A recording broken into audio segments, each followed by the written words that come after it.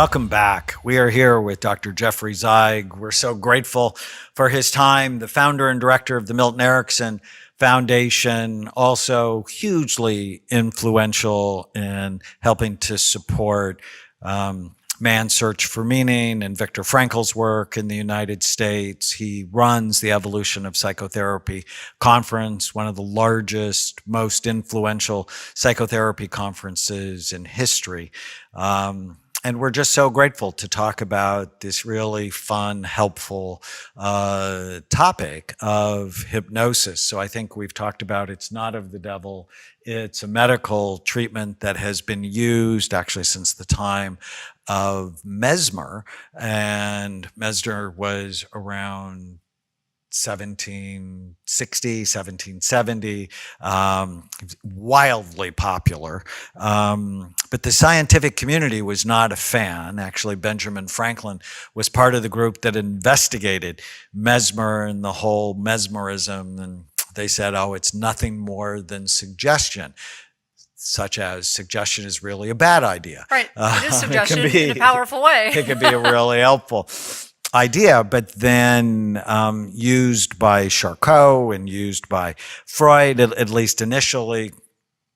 It's really been part of psychiatry since psychiatry's inception and way less toxic than most of the medications we use or some of the really insane things we've done to try to help people heal. So, we've been talking about some of its uses, like sleep and pain. Performance. Irritable bowel syndrome. Do you think, Jeff, this is something we should actually be teaching most children, how to use self-hypnosis? Sure, how to use your mind, how to use your brain. You've been a champion of that, Dan, and helping people to understand brain health, brain welfare, and brain possibilities. And so the earlier that we can teach people how to use the potentials that they're born with, the better we'll be as a society. Yeah, we don't call it hypnosis per se, but we've been working with Chloe since she was a baby pretty much on focus. So on focusing what is good and focusing on what you want to achieve, what you want to be, and not focusing on what you don't want, and then meditating on that, praying on that, really focusing. Well, we have a great Chloe story. And oh yeah, she actually. And I'm also a child psychiatrist, so I've used it with children a lot. And from what I remember, hypnotizability peaks around the age of 11. And because children don't have the adult belief they can't do something, they are much more able to go into trances and utilize the information. So do you want to talk about the story? So it was 4th of July and she decided to make something on her own. She wanted to make something. And so she heated up some almond butter, and I didn't know she put it in the microwave, and it got overly hot. She went to get it out and it's bubbled over onto her hand, and she burned her finger pretty good. Now it wasn't like a 3rd-degree burn, but I mean, it blistered her finger. So I'm a nurse, and I'm trying to wrap it and clean it and do all this stuff, and I'm talking really sweet to her, and she is screaming. She's screaming. She won't settle down. She's hyperventilating, and I think she's working herself up even more than what the wound warranted. But kids do that, right? So she was about we all do she was that. 7 or 8. She's about 7 or 8.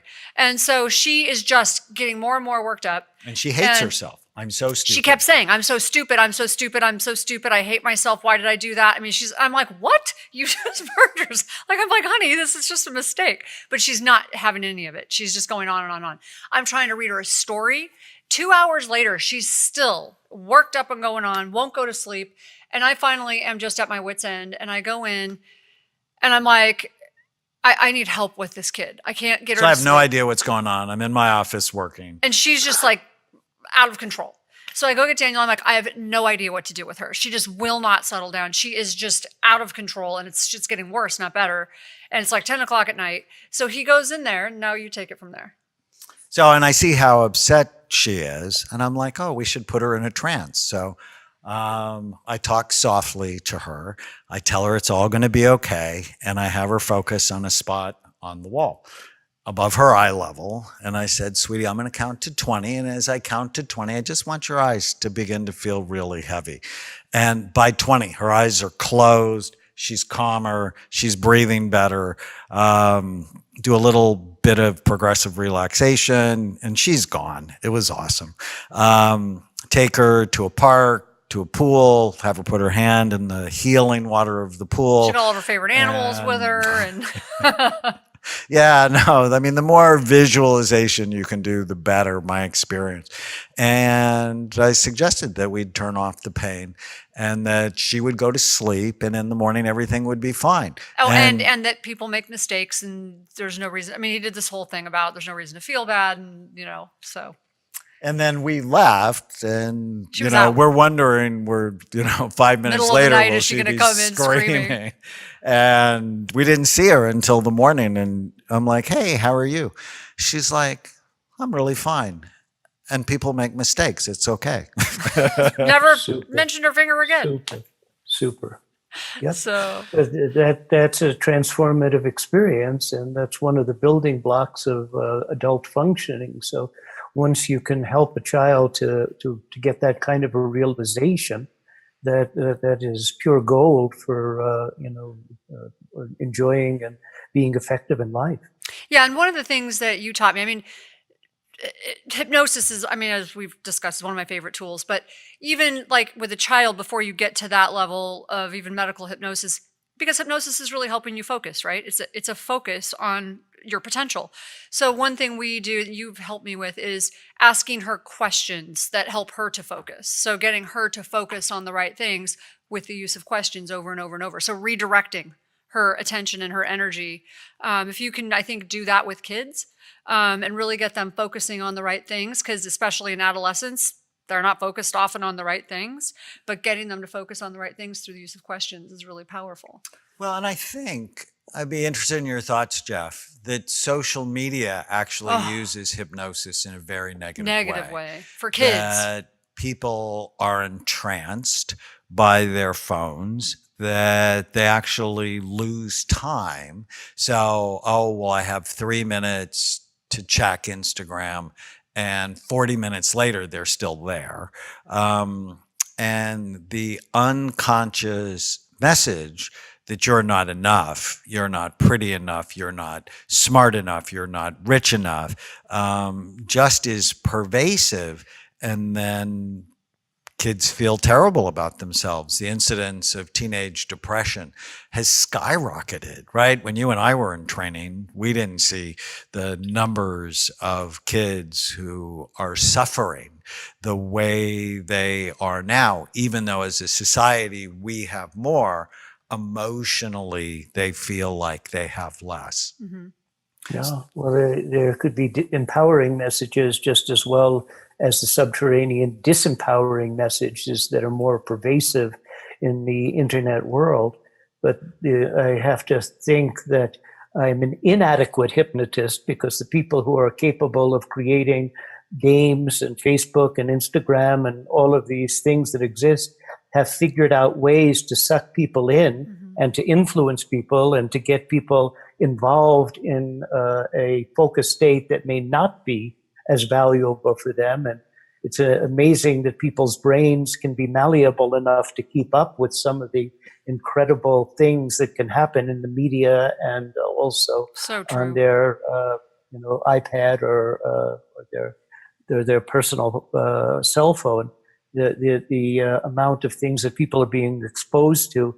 I know that there was a study many years ago, before the internet, that the average child between 3 and 18 saw 100,000 murders and 300,000 acts of violence. Now, I'm sure that figure is very conservative compared to what happens today. So bombarding children with violence and with pain is not the best way to build self-esteem. And it would be nice to know that these designers would have ways of helping people, like games that could be where children group together to defeat the game, and would be more a positive experience than I'm better than you are at using Fortnite. Right. It's amazing that we haven't even, might not even have time to talk about it, but we haven't talked about the hypnotic state that kids go into with these violent video games. So I don't want to get into the discussion of guns, no guns, but all of these shootings that we see, everyone's focused on the guns, but no one's thinking about these kids go into, because there's a really interesting fact that a lot of people don't even know about, and that is that the US government adopted the technology from Nintendo, okay, because they started to realize that kids could walk into a room and commit these violent acts. Do you know how hard it is to hit a moving target?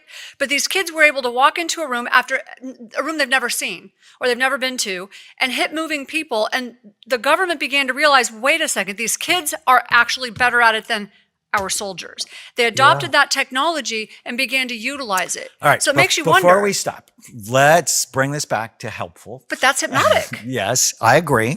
And I brought it up with social media, but we only have a few minutes left. And Jeff, you said some really important things.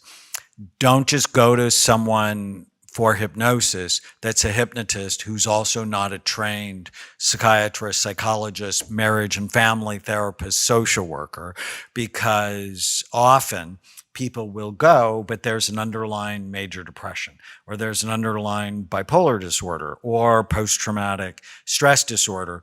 This is a tool to be used by a competent therapist that can be so helpful. On Brain Fit Life, that's our online tool. It's our app that is like brain health in your pocket or purse. I actually do 6 hypnosis audios for people, sleep, pain, anxiety, peak performance, weight, smoking. Those things can be helpful, but it's always best done in the context of someone who is a professional. I wrote a book once that I think you'd really like. It's called Time for Bed, Sleepyhead. It's a hypnotic game.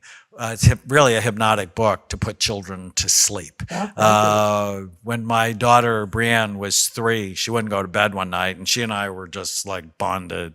And I must have had a bad day because I was really upset, and I got angry at her. And I felt so guilty for being angry at her that I'm like, come on, you can do better. Put her in a trance. And then I basically told her that story for the next 5 years because she loved the sleepy time story. So, so there's lots of resources. Which of your books should people read, or which of your resources could be helpful to our audience? Most of my work, most of my writing is for professionals.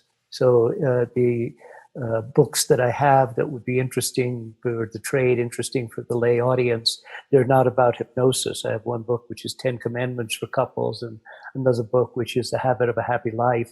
And those are available from zeigtucker.com, which is a publishing company that I also run.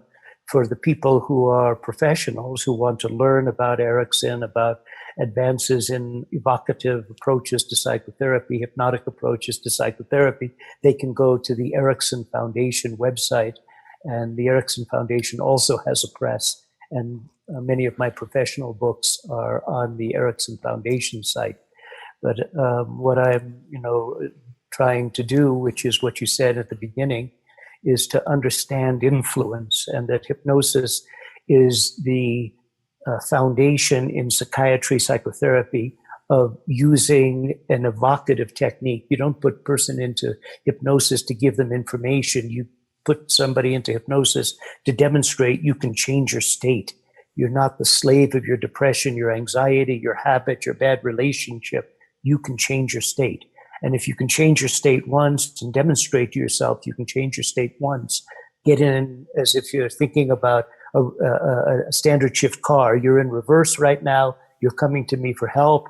I do a trance. You go into neutral. You demonstrate, I can change my state. Once you can get into neutral, then you can begin to move into first gear.